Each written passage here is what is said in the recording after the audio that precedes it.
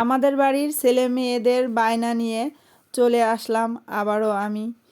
কয়েকদিন হলো শবে বরাত গিয়েছে, তারা হালুয়া রুটি খেতে পারিনি, এই জন্য তাদের অনেক আফসোস। তাই তাদের ইচ্ছা পূরণ করলাম। প্রথমে ছোলার ডালটা ভালোভাবে ধুয়ে প্রেসার কুকারে সিদ্ধ করে নিলাম।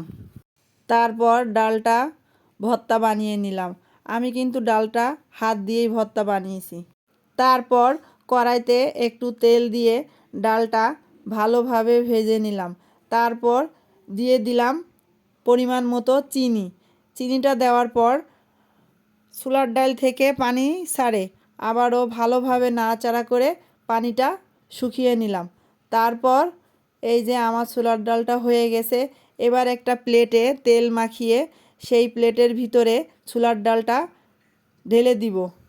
তারপর হাতের সাহায্যে ডালটা সুন্দর করে সমান করে নিলাম। তারপর কেটে নিলাম অর্ধেকটা চারকোনা করে, আর অর্ধেকটা কেটে নিলাম বরফি করে। তারপর একটা বক্সে উঠিয়ে রাখলাম। তারপর একটা কড়াইতে তেল দিয়ে দিলাম সুজিগুলা লাল লাল করে ভেজে নিলাম। সুজিগুলো ভাজা হয়ে গেছে। তারপর একটু পানি দিয়ে আর চিনি দিয়ে একটা শিরা বানিয়ে নিলাম। তারপর দিয়ে দিলাম ভেজে রাখা সুজিগুলা। সুজির হালুয়াটা করতে বেশি টাইম লাগেনি, কিন্তু ছোলার হালুয়াটা করতে অনেক টাইম লেগেছে আর অনেক কষ্ট হয়েছে নাড়তে। এই যে আমার সুজির হালুয়াটা হয়ে গেছে। তারপর প্লেটে তেল মাখিয়ে ঢেলে দিলাম সুজির হালুয়াটা। তারপর হাত দিয়ে সুন্দর করে সমান করে নিলাম। তারপর একটা ছুরির সাহায্যে হালুয়াটা অর্ধেকটা চারকোনা করে কেটে নিলাম, আর অর্ধেকটা বরফি করে কেটে নিলাম। এই যে আমার হালুয়াটা কাটা হয়ে গেছে। তারপর রান্না করে নিলাম একটু গরুর মাংস। গরুর মাংসটা কষানো হয়ে গেছে, দিয়ে দিলাম একটু ঝোলের পানি, কারণ ঝোলটা একটু বেশি করতে হবে, কারণ রুটি দিয়ে খাবো, এই জন্য ঝোলটা একটু বেশি করলাম। এই যে আমার গরুর মাংসটাও রান্না হয়ে গেছে।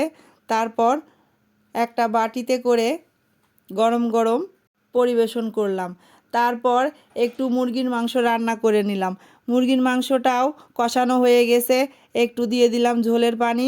ঝোলটা একটু বেশি রেখেছি, কারণ রুটি দিয়ে খেতে হবে। এই যে আমার মুরগির মাংসটাও রান্না হয়ে গেছে। তারপর মুরগির মাংসটা একটা বাটিতে পরিবেশন করলাম।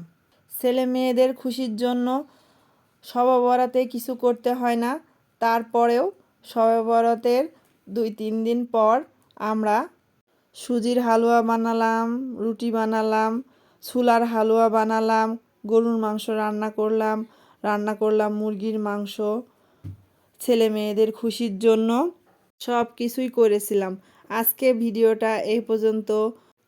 সবাইকে আসসালামু আলাইকুম।